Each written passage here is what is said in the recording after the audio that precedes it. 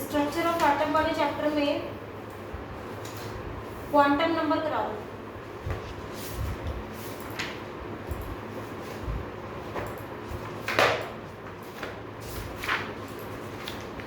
पल्लवी और अपनी तुम लोग पढ़ चुके हो ना, क्वांटम नंबर बताओ, what is quantum number?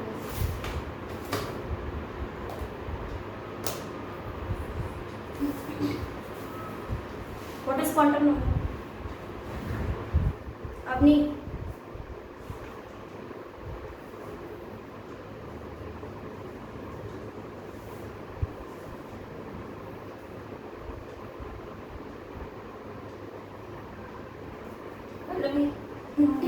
Quantum number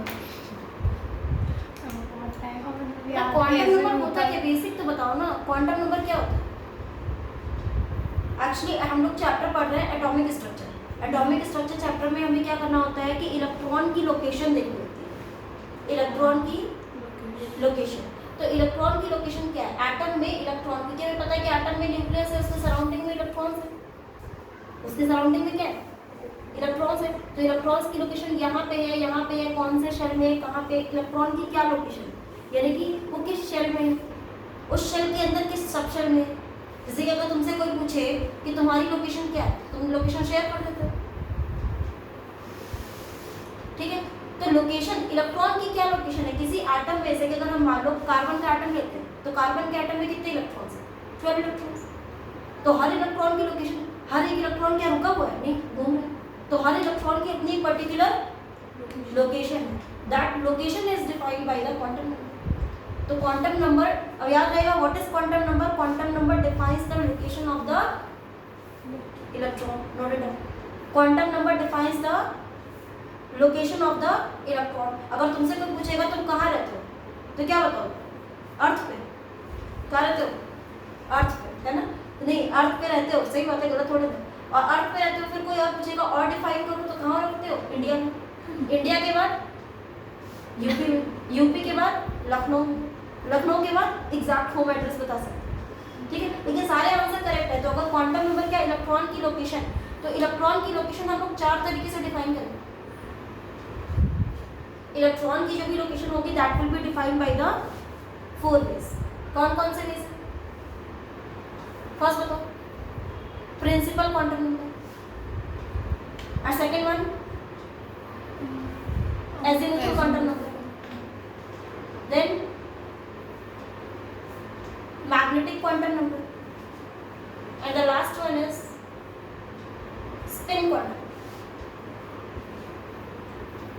Principal quantum number, azimuthal quantum number, magnetic quantum number and the spin quantum number. तो प्रिंसिपल क्वांटम नंबर को लिखेंगे n से, azimuthal quantum number is n, magnetic quantum number m, spin is s, right? तो principal quantum number basically क्या define करता है कि electron की शेल कौन सी। तो क्लास 10 तक तुम लोग जो K11 पढ़ के आ रहे हो वो उसकी क्या है? शेल। जैसे K11 फर्स्ट शेल है, second shell, third shell, fourth, तो वो उसकी क्या है? शेल। तो principal quantum numbers defines the shell कि इलेक्ट्रॉन किस शेल में, कि फर्स्ट शेल में है, सेकंड शेल में, उसके अकॉर्डिंग रेडियस वगैरह निकल आती है। एजीमुथल क्वांटम नंबर क्या डिफाइन करता है? सब शेल। जैसे हेडिंग होती है उसकी सब हेडिंग होती है, तो शेल है उसके अंदर उसकी सब शेल। तो शेल जैसे फॉर एग्जांपल लिख सकते हो यहाँ पे K11। सब शेल्स तुम लोग के लिए नया है, इसको पढ़ोगे, दैट इज SPDF, SPDF, ये इसकी सब शेल्स हैं। और फिर मैग्नेटिक क्वांटम नंबर है, और फिर स्पिन क्वांटम नंबर है। तो एक एक करके सारी क्वांटम नंबर्स को डिटेल में पढ़ेंगे। तो मैग्नेटिक क्वांटम नंबर क्या डिफाइन करता है? उसका ऑर्बिटल्स, उसका ऑर्बिटल्स, एंड स्पिन उसकी क्लॉकवाइज है या एंटी क्लॉकवाइज, ये डिफाइन करता है कि उसका ओरिएंटेशन कैसा है, ठीक है? दिस क्लॉकवाइज और एंटी क्लॉकवाइज। तो shell, sub shell, orbitals and then spin. तो वन बाय वन इसको देखो। हाँ, तो अगर हम देखते हैं सबसे पहले प्रिंसिपल क्वांटम नंबर, तो प्रिंसिपल क्वांटम नंबर हम डिफाइन कर देते हैं। जैसे कि अगर फॉर एग्जांपल अगर हम सोडियम ले रहे हैं, तो सोडियम का एटॉमिक नंबर क्या हो गया? 11 हो गया। तो इसकी प्रिंसिपल क्वांटम नंबर क्या हो जाएगी? कि 2, 8, 1 ये 10 तक पढ़ा हुआ है ना। तो 3 इसमें शेल्स हैं। तो अगर मैं लास्ट इलेक्ट्रॉन की क्वांटम नंबर पूछती हूँ, तो अगर तुम नॉर्मली स्ट्रक्चर बनाते थे तो पहले शेल में क्या हो गया? फर्स्ट शेल में 2 electrons, then 8 electrons, and the valence shell में क्या हो जाएगा? 1 इलेक्ट्रॉन। तो लास्ट इलेक्ट्रॉन की अगर तुमसे क्वांटम नंबर पूछेगा तो principal quantum number will be 3। Last electron की पोजीशन। तो इलेक्ट्रॉन की पोजीशन यानी कि जो प्रिंसिपल क्वांटम नंबर बेसिकली क्या डिफाइन करती है? उसकी शेल्स। ठीक है। अब सब शेल क्या होता है उसके लिए समझ लो थोड़ा सा, कि जो फर्स्ट शेल होगी उसमें एक ही सब शेल होगी, 1 है। 1 में क्या होगी? 1 होगी, S। सेकेंड में क्या होगी? 2S, 2P। सेकेंड में 2 सब शेल। थर्ड में 3S, 3P, 3D। Fourth shell में क्या होगी? 4S, 4P, 4D, 4F। 5 में 5S, 5P, 5D। देखो एलिमेंट ज़्यादा भी डिस्कवर नहीं हुए तो इससे आगे की जरूरत नहीं पड़ती, वरना आगे भी हो सकता है। फिर 6S, 6P, 7 पीरियड्स है हमारे पास पीरियोडिक टेबल में, तो यहाँ पे क्या हो जाएगा? 7S, 7P। इससे ज़्यादा की जरूरत नहीं पड़ती। देखना ध्यान से, जो सेकंड मैंने क्वांटम नंबर बताई है जैसे कि sub shell, that is SPDF, SPDF। तो अगर मैंने बोला n इज इक्वल टू 1, यहाँ पे जो 1, 2, 3, 4 लिखा हुआ है वो प्रिंसिपल क्वांटम नंबर है। ये सब क्या है? These are principal quantum. तो प्रिंसिपल क्वांटम नंबर अगर तुमने लिखा है वो n है, तो अगर n की वैल्यू 1 है, if n is equal to 1, तो एजीमुथल क्वांटम नंबर की वैल्यू नोट कर लो, l will be equal to 0 to n minus 1। क्या होती है? लिख लो, फॉर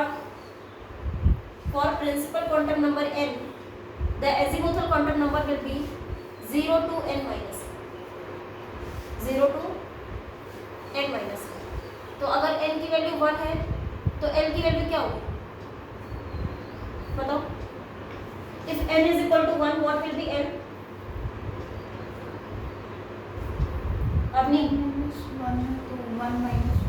0 से n माइनस 1 तक होगी ना, यानी कि 0 ही तो होगी। n माइनस 1, 1 माइनस 1 तो 0 ही हो गया ना। n is equal to 2 है, तो l की क्या वैल्यूज होगी? फिर से समझ में नहीं आया तुमको। मैं क्या बताना चाह रही हूँ कि for what value of n what will be the value of l, what will be the value of l। तो मैंने क्या बताया? l की पॉसिबल वैल्यूज होती हैं 0 to n माइनस 1, राइट। तो अगर मैंने n इज इक्वल टू 1 लिया है तो l की क्या वैल्यू होगी? बताओ। n इज इक्वल टू 1 है तो l की क्या वैल्यू होगी? 0। n इज इक्वल टू 2 है, l की वैल्यू बताओ। 0 से n माइनस 1 है ना, तो 0 भी होगी और 1 भी होगी। हो जाएगा सामने। n is equal to 3, what will be the value of l? 0, 1, 2। n is equal to 4, 0, 1, 2, 3। That means 0 to n minus 1 will be the value of l, will be the value of l। कुछ आएगा सामने दर्शिता, अवनी?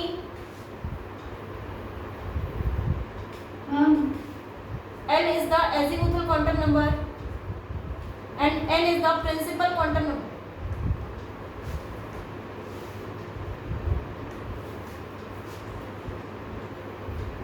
तो n is equal to 0 जो होता है इसी को s बोलते हैं, this is s।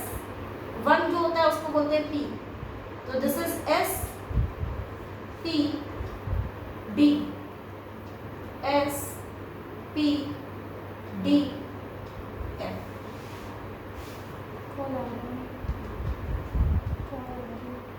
S, P, D, F।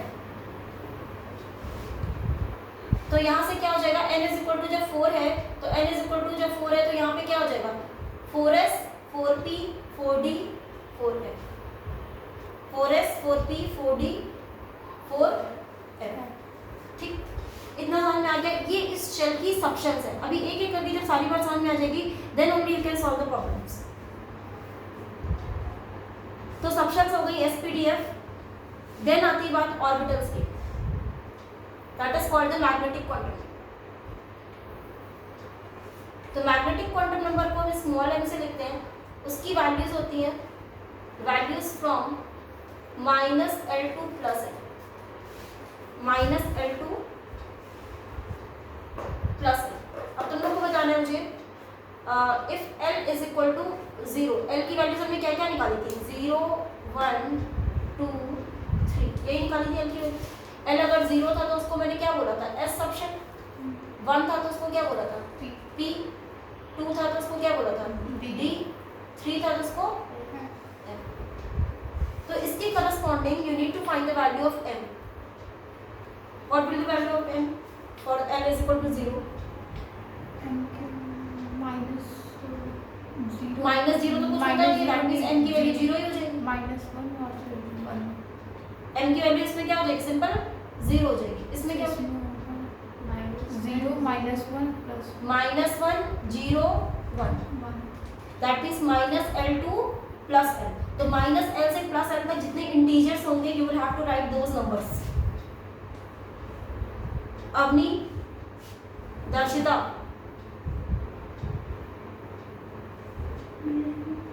इसमें बताओ, दर्शिता तुम बताओ इसमें -L2 प्लस L। -2 -1 0 वेरी -2 -1 0 1 2। तो this will be the value for L is equal to 2। L is equal to 3 के लिए क्या हो जाएगा -1 0 1 2 3। तो ये सारी वैल्यूज आ जाएंगी मेरे पास किसकी, मैग्नेटिक क्वांटम नंबर्स की वैल्यूज आ गई। तो देखा ध्यान से, तो मैग्नेटिक क्वांटम नंबर मैंने क्या बताया था कि what does it represent, orbitals. क्या रिप्रेजेंट करती है, ऑर्बिटल्स। तो principal quantum number represents the shell, azimuthal quantum number represents the subshell. तो सबशेल्स क्या होती है SPDF। और इसके बाद magnetic quantum number represents the orbital, और उसके बाद लास्ट में स्पिन है। तो ऑर्बिटल्स का मतलब क्या हुआ, ये लोकेशन तो समझ में आ गई। यानी कि अगर एक सबशेल है तो उसमें सिंगल ऑर्बिटल होगा, ओनली वन ऑर्बिटल। अगर L इज इक्वल टू 1 है तो there will be 3 orbitals, there will be 3 orbital. एक होगा -1, एक होगा 0, एक होगा 1। क्योंकि हमें एग्जैक्ट उसकी लोकेशन देखनी। क्वांटम नंबर का मतलब है we are just going the just trying to find the location of the electron. तो इलेक्ट्रॉन कहाँ पे है, उसका क्या पोजीशन है, वो सारी चीजें एग्जैक्टली बताएं। तो यहाँ पे अगर D सबशेल है तो उसमें कितने orbitals, how many orbitals 5 orbitals. That means -2 -1 0 1 2 and in this there will be 7 orbitals. इसको बना लेना।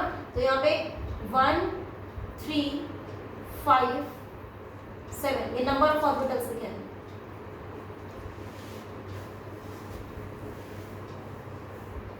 तो ये हो गया magnetic quantum number.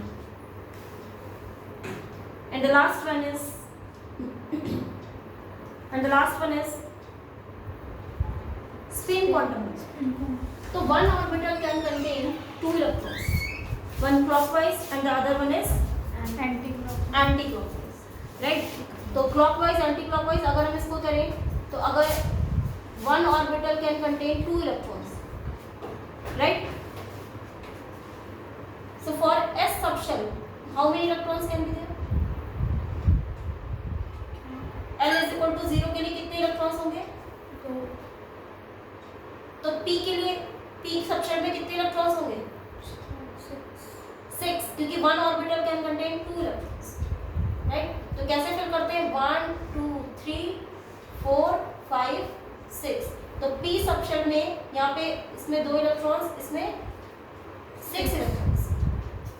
Next D subshell 1 2 3 4 5 10. 6 7 8 9 10. That means 10 electrons will be there for the D subshell.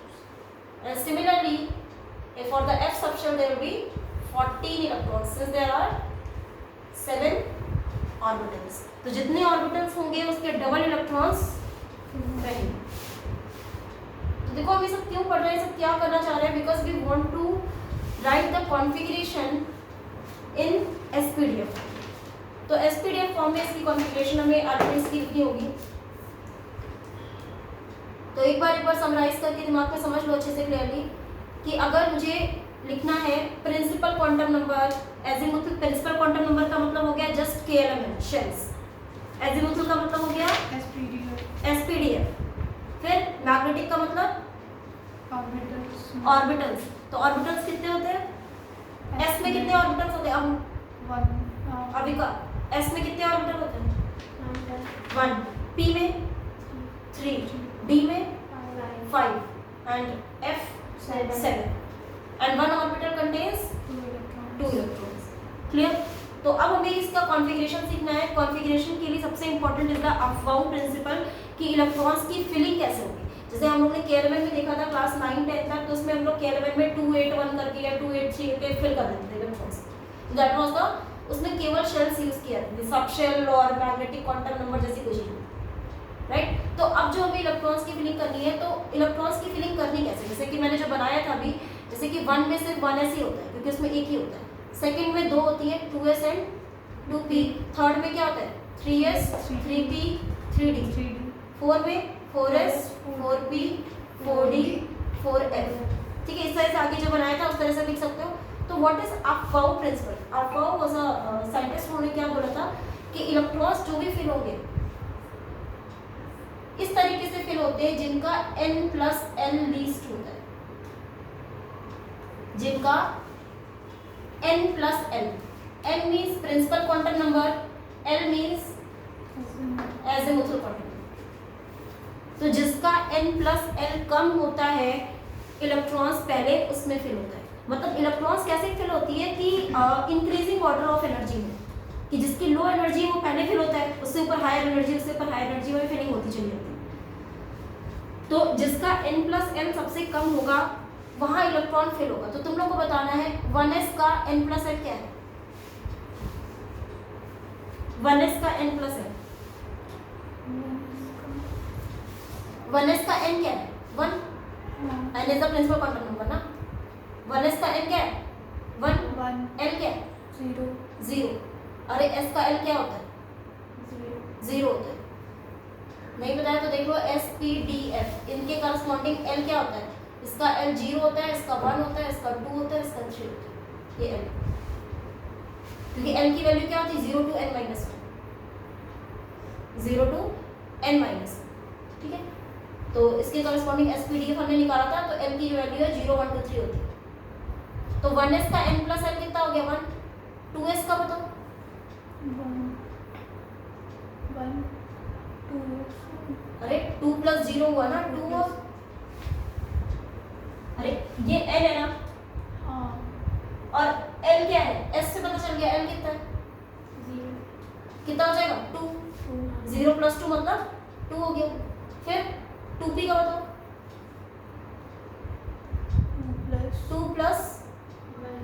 2 + 1 यानी कि 3 हो गया. 3s का बताओ 3 + 0 3. 3p 3 + 1 यानी कि 4. तो देखो तुम्हें क्या दिख रहा है यहाँ पे n+l की वैल्यूज आ रही है. अब कभी कभी n+l सेम हो गया, तो if the n+l is same, तो इलेक्ट्रॉन किस में पहले जाएगा जिसका n कम होगा, विच हैव लेस n. देखो इस सबको पढ़ने का मतलब क्या हो सकता है कि सपोज तुम्हें सोडियम की कॉन्फ़िगरेशन लिखनी है SPDF, के लेवल में तुम्हें आती है, के लेवल में you know it is 281. I want to write the configuration in SPDF. तो ये फर्स्ट शेल है, ये सेकंड शेल है, ये थर्ड शेल. तो फर्स्ट शेल में हम इसको SPDF में कैसे लिखेंगे, दिस इज 1s2. S में मैक्सिमम इलेक्ट्रॉन 2 रह सकते हैं, 1s2। ये 8 है, 8 कैसे होगा? सेकंड में क्या होता है? 2s भी होता है, 2p भी होता है। सेकंड शेल में क्या होता है? 2s and 2p। s में मैक्सिमम इलेक्ट्रॉन की फिलिंग होती है 2, और p में मैक्सिमम कितनी होती है? 6। एंड द लास्ट, ये थर्ड शेल है तो इसमें क्या हो जाएगा? 3s। ये sp_d ऐसे लिखा रहेगा। कभी भी तुम्हें अब ये चीज देखने को नहीं मिलेगी बुक में 2 तुम्हें लिखा रहेगा हमेशा 1s2 2s2 2p6 3s। तो you must understand 1s2 means this is the first shell. 1s2 means this is the first shell. और तुम्हें पता है कि फर्स्ट शेल में 2 से ज्यादा रह नहीं सकता, और फर्स्ट शेल में एक ही सब शेल होती है, only one sub shell is there, that is s। और Alright. 6 क्यों लिखा है? क्योंकि p में मैक्सिमम हमने कहा था ना, p में 3 ऑर्बिटल्स होते हैं। हाँ, p में 3 ऑर्बिटल्स होते हैं और इसमें मैक्सिमम 6 इलेक्ट्रॉन रह सकते हैं। d में 5 orbitals are there and maximum 10 electrons.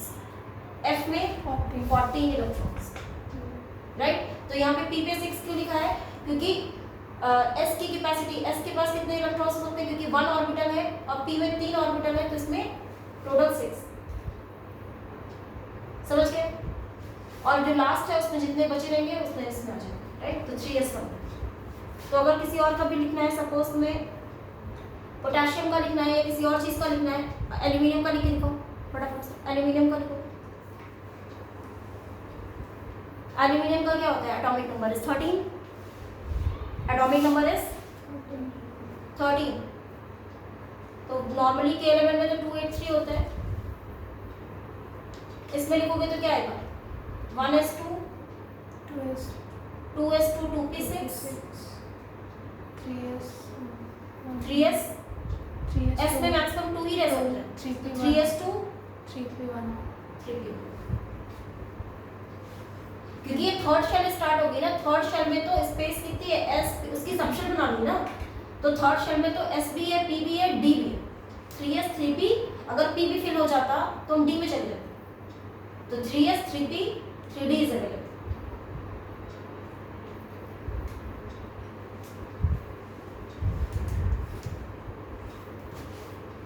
कुछ आ रही बात समझ में? अग्नि एंड दर्शिता। फॉस्फोरस का लिखो। Phosphorus is 15।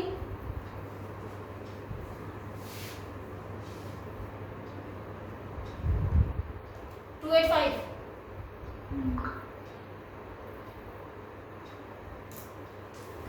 One is 2, 2 is 2, 2p6, 3 is 2, 3p3, 1s2 2s2 2p6 3 is 2, 3s2 3p3, 3p 3. 3p3।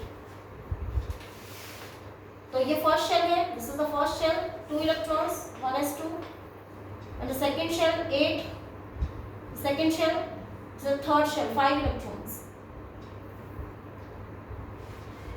दर्शिता तुम्हारा स्किप हो गया था क्या? हेलो। हाँ, तो we can write the configuration in SPDF form.